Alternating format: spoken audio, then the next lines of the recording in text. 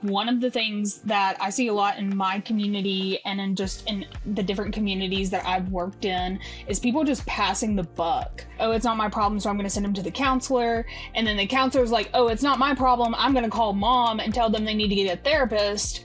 And then the kid's still sitting here like crying and nobody's done anything to help the kid. When we start to recognize that this is a universal human experience, and everybody has their own way of seeing the world, of thinking, of experiencing it.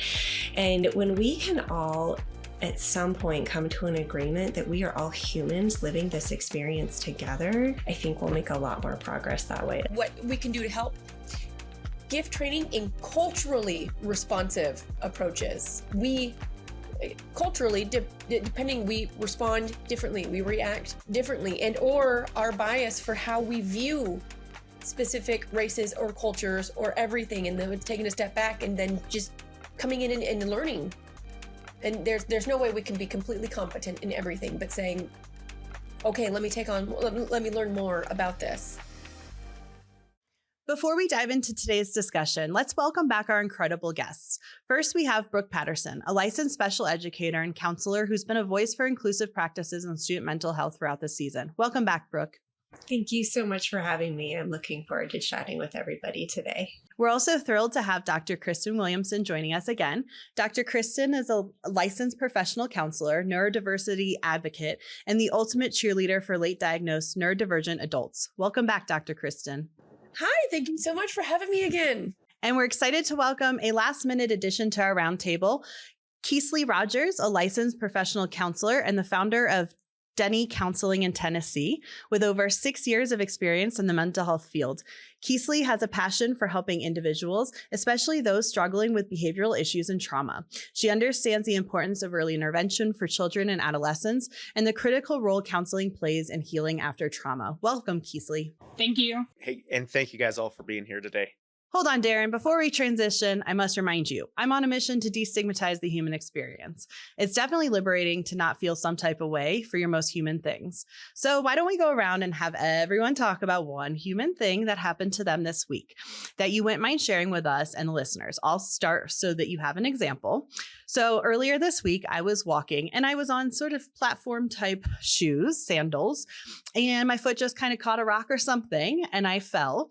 But I didn't just fall gracefully. I ended up taking down quite a few things with me, trying to grab stuff on the table and then flipping a chair. It was very beautiful.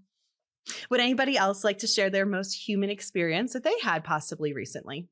Oh, I've got one that's horribly embarrassing, but is very, very humbling at the same time. I flew on an airplane this past weekend coming home, and I was like, I'm going to go to the bathroom. And I'm like, oh, I haven't flown in a while. This toilet looks odd. Okay. Use restroom. Chair to plunge. I didn't put the lid down. So. Oh, no. I just thought it was a normal toilet. It was not. Mine's not that bad. Thanks for sharing it. I am the world's worst dancer, and last night was daddy-daughter dance with 2 daughters. Yep. I got to dance a lot. I don't dance. Said with a smile. Anybody else want to share a human moment? I have one. Yesterday, I went to go get breakfast at Dunkin' Donuts. And so they gave me my drink and I just drove off, like completely leaving my food and like didn't even think about it until I'm almost home. I'm like, oh, I don't have any food. And so I just let it be. Like I just kept going back home. Like, you didn't go back and get it? Nope. Didn't go back. Didn't like admit that I forgot. Just like left the breakfast. That is hysterical. Thank you very much for sharing that. I definitely did a very similar thing once. I got on the highway and then I had to U-turn, exit the highway to go back and get my breakfast that I left somewhere. And I was like, oh my God. So I can relate. Very human moment. Brooke?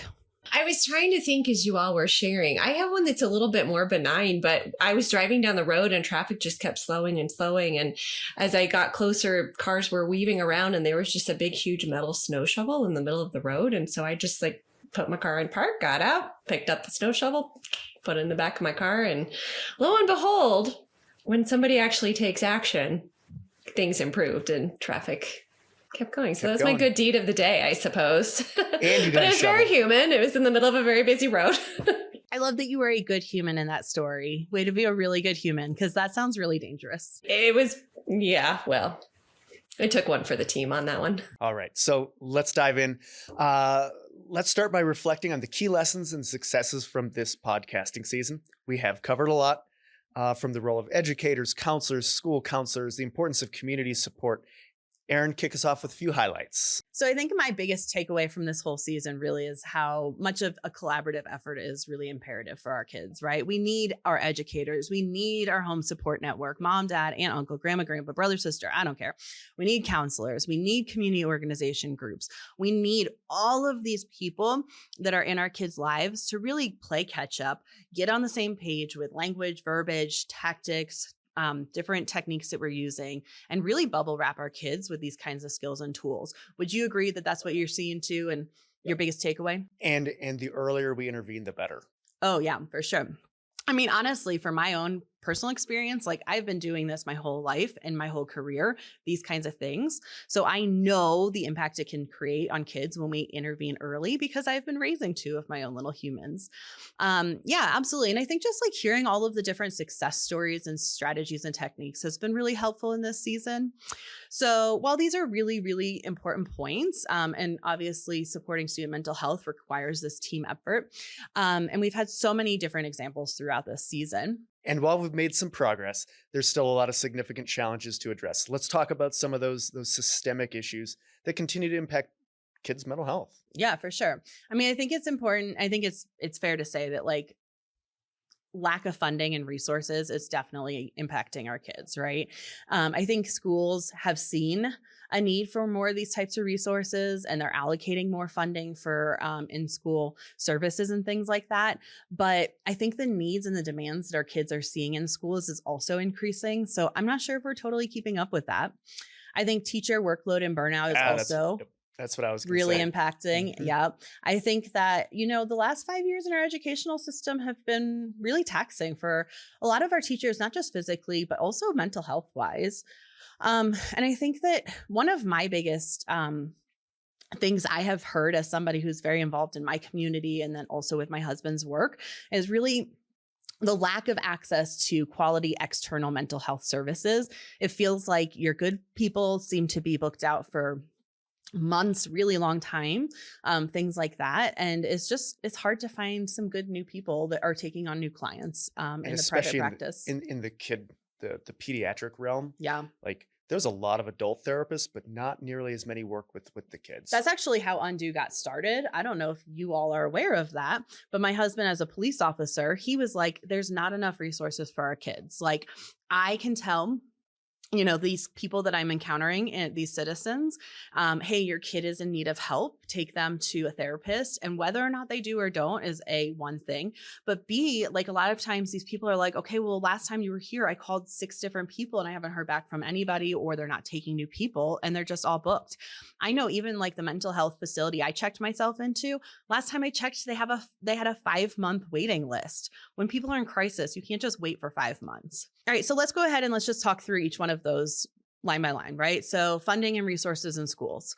Those of you who are in this discussion with us, talk to me about what does that look like from your perspective? Some of you are in the school system, some of you are not. So I would love to know your inside the system versus outside the perspective on how lack of funding and resources is really impacting our kids and their mental health. I'm happy to speak to that. I think that being a learning specialist in a school, but also being a clinician in a private practice, I see it both sides. I see it both within the school building as well as in the clinical mental health side as well. And, I think what happens is that we become very reactionary and we are working with behaviors that have already come out rather than developing skills more upstream, where kids can develop their ability to self-regulate. They can work on their impulse control. They can work on their emotional vocabulary and explain what's happening rather than acting out or reacting towards another peer, another teacher, or, in what other people would see as bucking the system, which is really their ability to just try and get their needs met, right? And so in order to really work more upstream and be more proactive rather than reactive, we have to have the resources to do that. We have to have behavior interventionists who are able and willing to take the time to work with our kids. We have to have school counselors who can have social emotional groups. We have to have general education teachers from tiers 1, 2, and 3 to be able to step in and say, these are the ways that I can support these kids. Because if we're not teaching those basic Maslow's hierarchy of needs of our basic needs met all the way up to, teaching emotional regulation skills, it all funnels down. And then we don't have a way to stop it until we're in crisis mode. So I think funding wise, we really have to look at creating systems in place that stop it or create skills that don't get us to the point of crisis where we now have a 5-month waiting list. To jump in on that exactly the prevention versus intervention.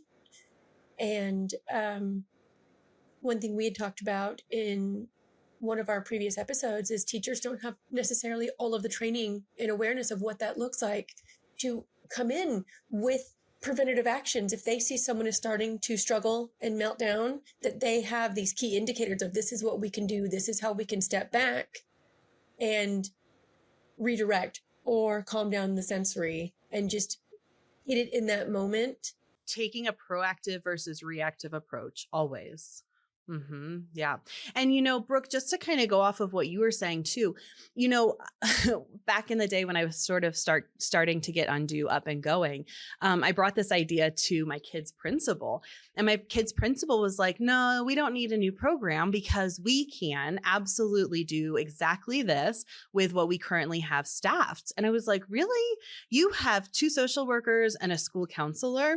So you can tell me that every single one of your 600 kids is getting 45 minutes to an hour of mental health support every single week, because that's what we can guarantee. And in my opinion, I think that's what we at the bare minimum need our kids to be getting at this point, understanding truly that like the last 5+ years has been really traumatic. And a lot of their behaviors are very much a trauma response that we are seeing.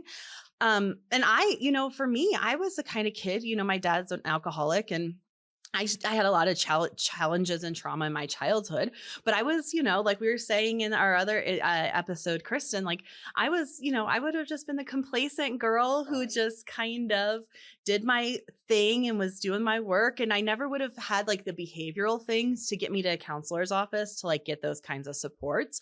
So coming back to like this funding thing, like how could you possibly staff a school with enough of these people to really make that happen? I'm not sure we can really do that to meet all of our kids' needs. And I think we need to start thinking outside the box in order to really start figuring out how to meet those needs. Okay, so let's talk about teacher workload and burnout. I think that over the last 5 years, we've seen an increase in challenging behaviors in the school system. I grew up in the DC area, so I know teachers kind of coast to coast. And I literally don't know a single teacher who is not like, oh my goodness, the behaviors in the last 5 years are exponentially worse than we have seen ever before in like the history of education. I do think a lot of that is very much deeply rooted in trauma, but it's impacting our kids' mental health. So what are you all seeing? Tell me more about like the teacher burnout, either their mental health, how it's impacting our kids' mental health. Tell me what you're thinking about that. I want to jump in real quick because my brain says, oh, this is a really important thing to say. And from what I have noticed in the clinical side with the teacher burnout, it's a cascading effect. Teachers come in, they do all that they can, but they don't have the administrative help. They don't have a lot of the specialized training that is coming in. They have all of just this chaos. So the educators leave, they take that knowledge of our neurodivergent kiddos with them. A new teacher comes in that reduces the support and the consistency. And so it just creates more outbreaks, more overwhelm and meltdown and just behavioral issues. And we're facing really just a loss of stability. I think, Kristen, what I'm hearing you say is our neurodivergent brains, which all of us have neurodivergent brains, in my opinion. They all need structure, predictability, all of these things, a really nourishing and nurturing environment. And when we have teacher burnout and we have a revolving door of teachers, it's really hard for especially those kids that are in a state of trauma or are really dysregulated because they're feeling big emotions for all the things that are happening and whatnot. Absolutely.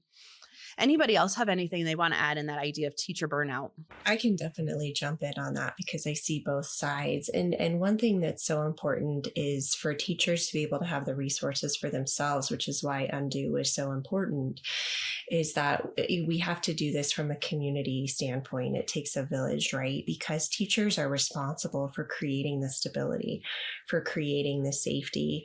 And what really needs to happen is the co-regulation between the educator and the student. When we can co-regulate with our kids, we can really calm the nervous system, we can calm the sensory system, we can calm the reactivity. But what has to happen is educators themselves have to have the tools, have to have the resources to be able to regulate themselves in order to help their kids, because that's all done through mirror neurons and that relationship-based piece. And Brooke, I feel like I've mentioned this before, I'm sure earlier in the season, but I feel like, I took a year off and then I went back to the classroom. And so I felt very like I was in my frontal lobe. I was doing all the work. And I recognized that like a lot of my educators around me were really dysregulated. We're not hearing that frontal lobe. We're in fight, flight, freeze, or fawn. And I was like, oh my gosh, not having your own thoughts for 40 hours a week is really hard on your mental health. Yes. And I think that like, even for me, like when I first stepped out of the classroom, I physically could feel my central nervous system calming for like the first 6 months. And I just listened to my body and I was like, oh, I need to take a nap right now or whatever. I need to take a day to day to just process and not do anything. And I don't think we understand really how taxing it is on their mental health. And I appreciate you mentioning Undo, but one of my goals in Undo is truly to get this curriculum out to our educators, just so that they can like learn it to teach it. Like we do that with all the things, right? We do that. I always use math as an example. We know that because we haven't taught our kids' entire community math has now become very confusing and nobody really knows like what's the best way to do it. And everybody's frustrated with it because we didn't get on the same page. I think with our supports that we are offering for our kids to really help them break generational trauma and generational cycles, we all have to get on that same page. And so for me, like I want educators to experience exactly what I experienced, having these aha moments, understanding like, ooh, I need a coping skill right now because my class is dysregulated because I'm dysregulated. And if I can get myself cognitively here, regulated and actually doing and saying the things I mean to be saying, not in that fight, flight, freeze, fawn part of my brain, we can actually A, learn a lot more, believe it or not, B, have a much better culture in this classroom, and C, just see a lot more, especially those neurodivergent brains, really be successful in that environment. And I think that goes back to what Dr. Kristen was saying, right? Is that intervention versus prevention. And we can actually do our own interventions with ourselves, or our own prevention within ourselves, not our own intervention. We can do both, right? But like for us to be able to identify before we ourselves are in crisis, we can then be the model for our kids to be able to say, okay, this is what I need. And then to self-advocate in that space. I also think teachers need to have more help from the administrative department. It's not just a one-stop shop. Teachers aren't expected to do all and be all. It's this kiddo's having a really hard time because, again, we're in that reactive phase. We're not to that point where we're being proactive just yet. And so it's I can't regulate because the entire classroom is going bananas. I need someone to come walk with him, to come back so we can all get back together in the homeostasis world. You know what's another thing that I think is a challenge or a gap I've seen though in education, Kristen, is that I think educators aren't understanding what is happening when kids are being pulled to be escalated, to be regulated. I've heard on repeat in my career where teachers are like, what's the point of calling the dean? They're going to take that kid who's dysregulated out of the classroom. They're going to go give them a lollipop. They're going to go take them on a walk. And now we have rewarded the behavior. And I've said on repeat, no, that is not what's actually happening. That might be what it looks like, but the goal of what's actually going on there is just like adults, right? if I'm having a fight with my husband and I am like either going to curse at him and call him names, or I'm going to walk away and go get regulated and cognitively back online, which way would you rather me be, right? Keep the kid who's dysregulated in the classroom and try to do some sort of punitive thing that is going to absolutely 100% of the time be counterproductive and really kick you in your own butt, or give them that space to get cognitively back online. And whatever that space looks like, I'm not here to judge it because it's not my brain. But I do know that those kids are, the next gen are so able to advocate and tell you, like, I just need to go take a breather. I need to go breathe some fresh air. I need to play some basketball for a minute. And we need the kids to actually do this on the regular. And then I also think we as the adults need to really help them see that and demonstrate it and talk out loud with them about that whole process and like really role model it. Okay, so let me ask you, outside of the educational world, what are our resources looking like right now? What are some of those challenges? I mean, we talked about like long wait lists, especially when it comes to our kids' therapist and counselor types settings. Tell me more. What's going on in the outside of school mental health supports? I think one of the biggest challenges too for child and adolescent therapists is a lot of times parents are so reluctant to even try like telehealth therapy. So then you have therapists who end up having to like work in an office setting till 8:00 at night, trying to be able to keep kids from missing school. And then you're like not able to meet that need, but of like 3 or 4 kids after school, which in reality is not a lot because that's 12 kids at their, if that, is able to meet with a week.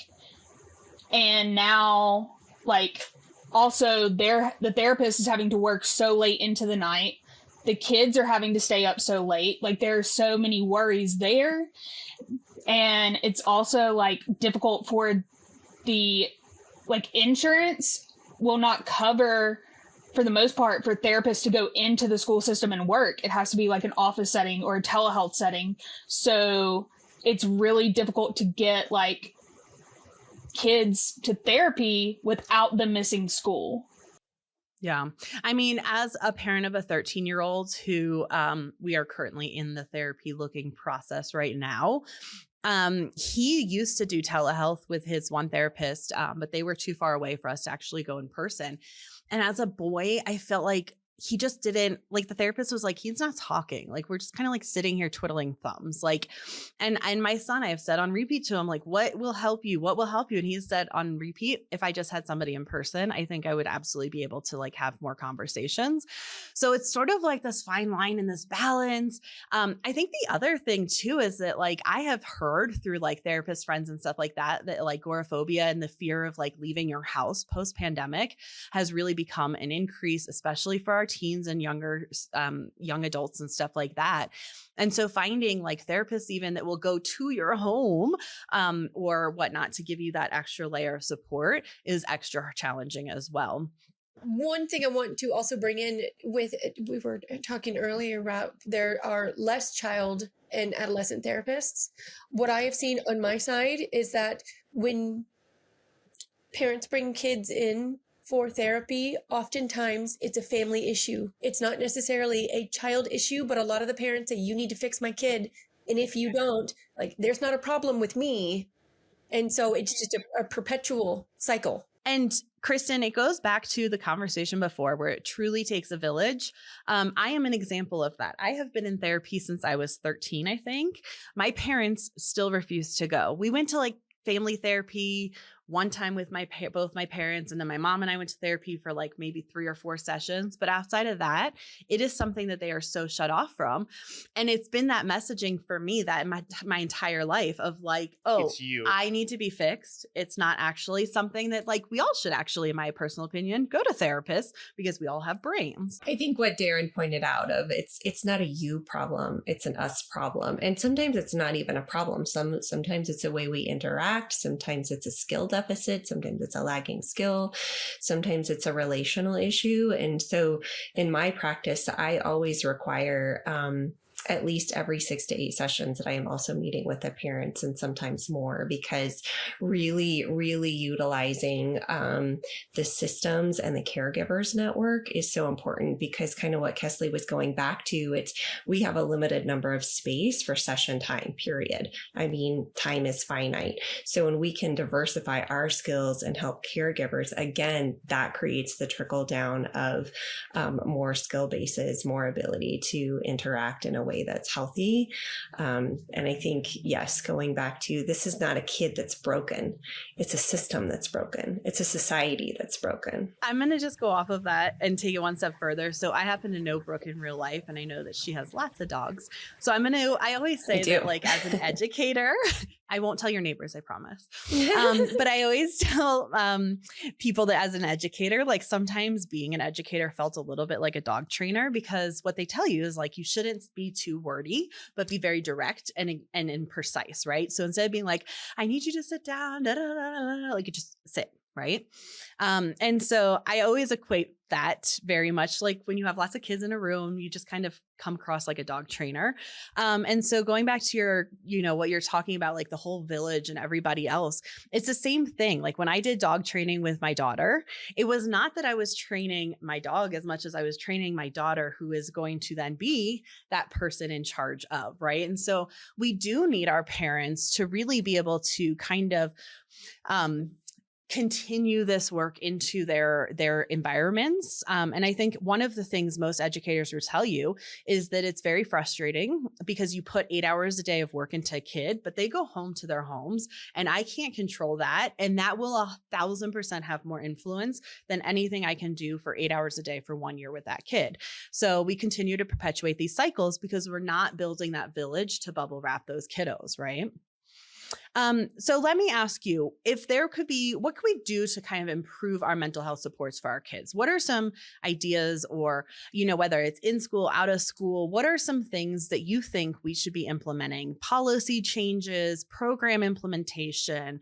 How can we be really focusing on our student mental health? Professional development, more professional development in socio-emotional regulation, in what neurodivergency looks like and how it presents in females versus males, how the quiet kid may still be really, really struggling and need that extra little bit. I also think that one area is just like advocating at the higher level of like insurance. Like, let us be able to see kids in different settings and still build their insurance, because people, like, being able to private pay for therapists is difficult. Like, that's it's a financial commitment with a copay, let alone with private pay sessions. So if there was insurance that would let us see kids in different places, we would be able to see more kids. I am in 100% agreement with you. I'll share a story. I actually broke up with a friend a couple years ago when I was creating this program, because she was like, it's just easier to not charge insurance because they're such a pain to deal with. It's easier to just charge my clients $250 an hour. And I was like, whoa, I think mental health is a human right, and we all deserve access to it free. That is absolutely my life's mission, is to make it free, equitable, and accessible to as many humans as possible. So to me, like, the whole insurance debate with all of this, it just feels like nobody's taking it seriously in the leadership of the people who are making these decisions. If we actually get access to mental health, it will improve our whole body health as a whole country. We will have a lot more, ailments and diseases and illnesses and all this stuff. I mean, it is a proactive approach that we can truly take to our physical health. What other changes do you feel like we should be making? I'll jump in on this, Erin. I think that one of the things that's so important is to destigmatize. Two words really come to my mind is destigmatize and investment, right?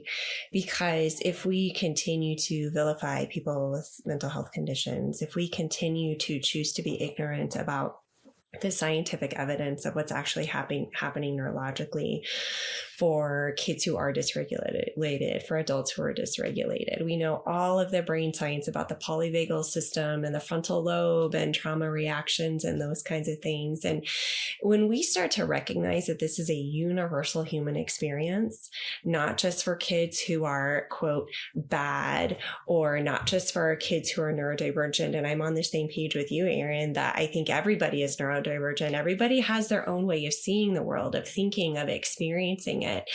And when we can all at some point come to an agreement that we are all humans living this experience together, that this is not something that is set apart for those kids or those people. This is all kids. It's all people. And when we can really come to an agreement that this is a community experience, I think we'll make a lot more progress that way as well. 100%. And I think I'm just going to add to that, Brooke. I think educating is really important in that role. And I was sharing this before we hopped on podcast earlier, but I have bipolar disorder, and I was upset with my mom because she said something not so kind to me. And I was like, getting kind of angry at her about it. And she was like, "Whoa, Erin, are you having a bipolar tantrum?" And I was just like, nope, it's not a tantrum, Mom. It is legitimate feelings. And what you did was not okay. Right. But it goes back to the stigma. Like, I oftentimes didn't talk, and I'm on a mission to talk about all the trauma and all the things. But for a while, I was really afraid to even say I was bipolar because people's thoughts and feelings on it are so wrong. I have it so well managed that the average human really wouldn't know, but it's still part of who I am, and there's no shame in it. It sometimes is challenging for me, but it doesn't make me less capable, less, kind. I think people just kind of assume what they see maybe in TV or the stigmas that they've heard, but they're not actually like doing the research themselves, learning about it and really understanding like the language, the terminology, the statistics, the science. Well, and everybody knows somebody. Everybody knows somebody. You just might not know it. Well, and you are absolutely correct. When I tell people I am autistic, they say, "But you don't look like Sheldon Cooper. You don't look like Rain Man." And I say, "That's true." What does an autistic person look like? Please tell me. Like me. Possibly here too. I don't know. So one more thing I want to add in to what we can do to help. Gift training in culturally responsive approaches. 1,000%. Because as we had talked about before, neurodivergent assessments, one was not set up for females, was not set up for people of color. And so we culturally, depending, we respond differently, we react differently, and or our bias for how we view specific races or cultures or everything, and then taking a step back and then just coming in and learning. And there's no way we can be completely competent in everything, but saying, okay, let me learn more about this. I think best practices that we can do for our marginalized communities and our underserved communities are really what we can do best practices for all communities. They do endure exponentially more trauma in these communities. So, I think that what we're seeing developed in some of these communities is a great start, but I do think that we really should be, as a society, building up those resources. Daren, what were you going to say? No, I was just going to say, let's hear from everybody. Kristen, you just gave kind of what you would love to see is diversity awareness in assessments. Brooke, what would you like to see regarding student mental health in general? Like just this topic we've been talking about today. Boy, I definitely agree on the assessment piece when we're culturally responsive to that. So I'm going to also just throw my hat into that as well, because as a special educator and a clinician, we are seeing kids who are either over-identified, misidentified. We might have kids who are highly gifted, who are actually identified as having ADHD. I just had that situation. I had a client had some assessments done and was found out that this little guy was in the 99th percentile, but the teacher wanted to have him medicated because he wasn't ever in his seat while he was bored. And so making sure that we clearly take the time to identify what is truly happening with the kids and identify root cause. And again, not see them as a problem to be fixed, but as an identity to embrace. How do we change our systems for the kid? Not how do we change the kid for the system so that it works for us, but that we are working for them. And that behavior is communication too, right? That we so often think of behavior as bad, just like feelings are bad, right? And both are really good. Both of them are things we should be listening to, not trying to discredit and not acknowledge, right? But behaviors are the kids' way of communicating a lot of times before they even have the words to communicate what they're thinking, feeling, and needing. So absolutely.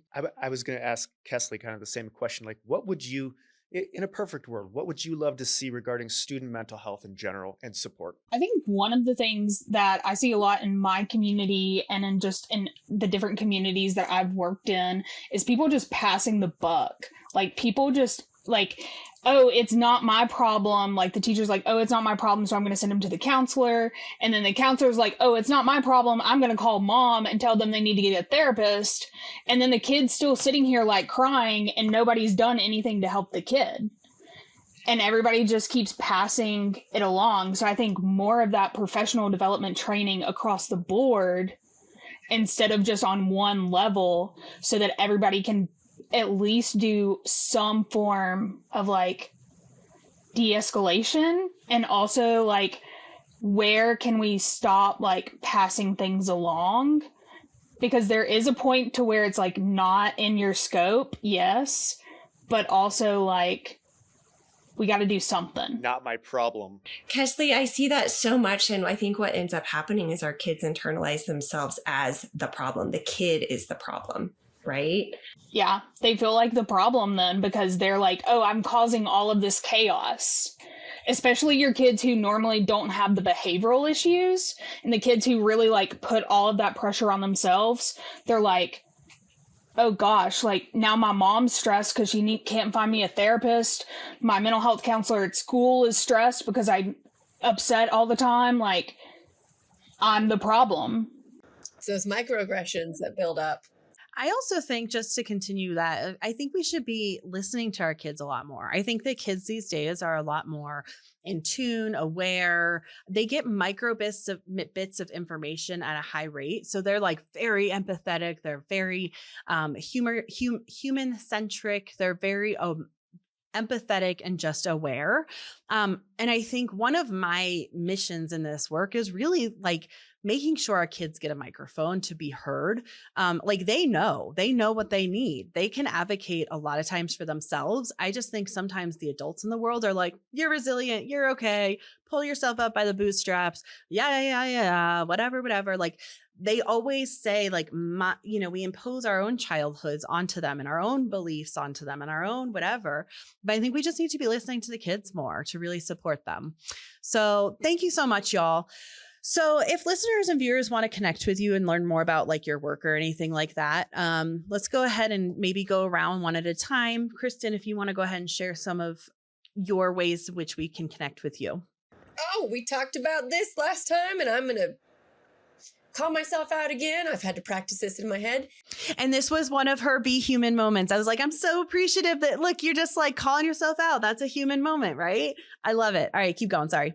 No, yes. Oh, I'm buffering now. Yes, you can find me on my website, and that's www.empowermindsolutions.llc.com.